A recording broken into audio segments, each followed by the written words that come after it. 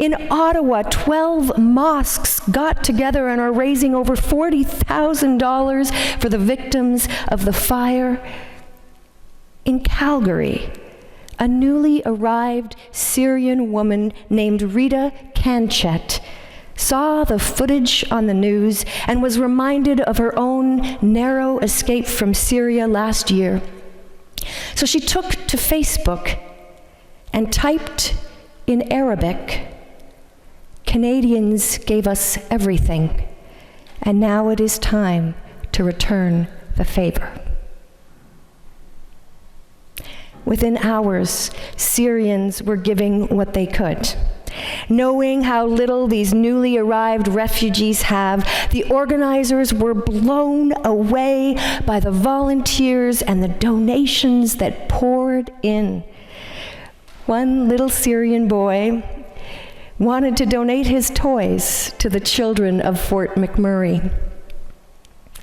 It is not easy to lose everything and to start from zero, Rita said. You lose your memories and your items, and we can understand that more than anyone else because we were in that situation, and we want to be part of this society. So maybe you already know where I'm going with today's reflection on John's famous "that all may be one" passage. But let me tell you what struck me the most as I read the newspaper in one hand and the Bible in the other. The first comment that jumped out of the newsprint at me was Elise's. I really didn't expect people to be so giving. It's really overwhelming, to be honest. For years, TV shows like Mad Men have been portraying the world through the cynical lens of characters like Don Draper. Some of his classic lines include, "I hate to break it to you, but the universe is indifferent."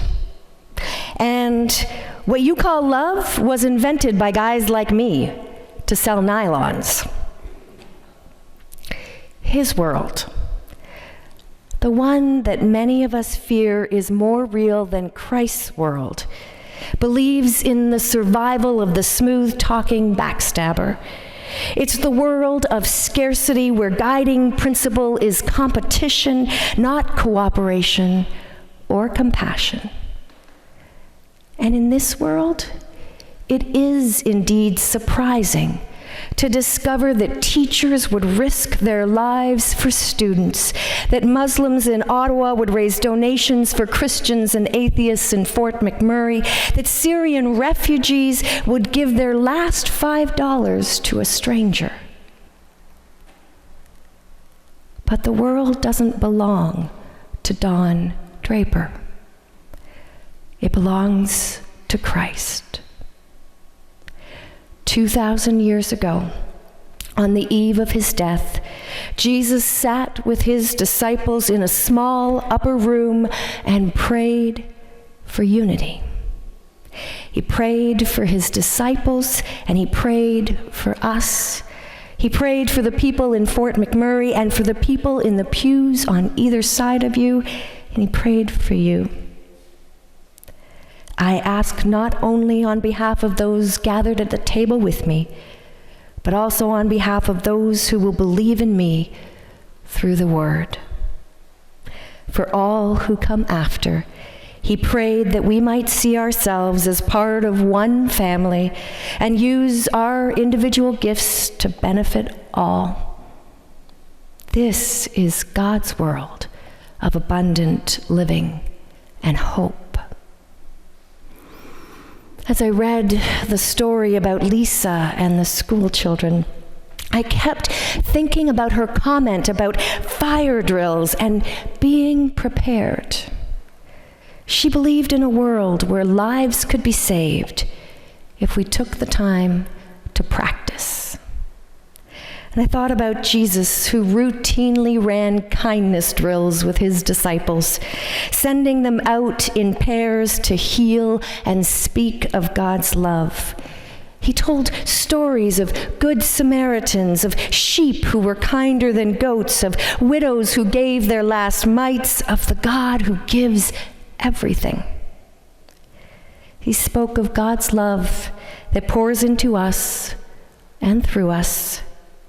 Not that sentimental, wishy-washy love of romantic movies, but the cross-shaped love.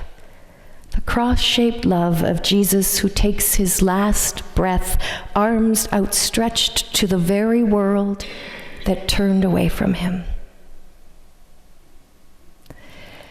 Most of us, thankfully, will never experience the intensity of a crisis like the residents of Fort McMurray are going through.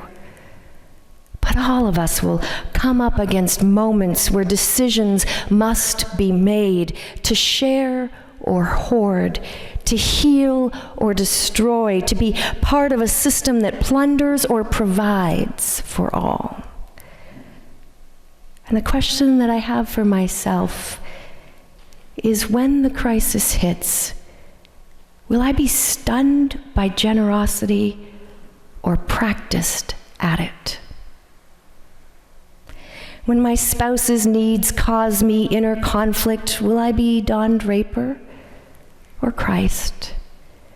When the knock on my door is a stranger in need, will I be a goat or a sheep?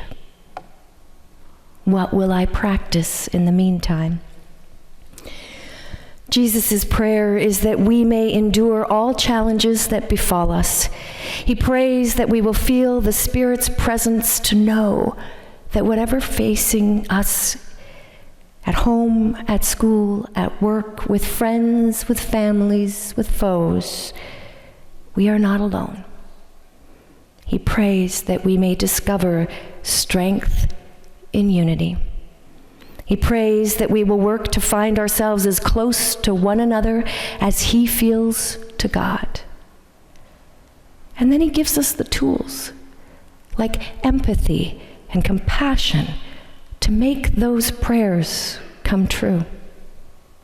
And when we struggle to be kind, he sends the Spirit to wash away the calcified pain and fear from our hearts and replace it with God's law of love, generosity, and justice.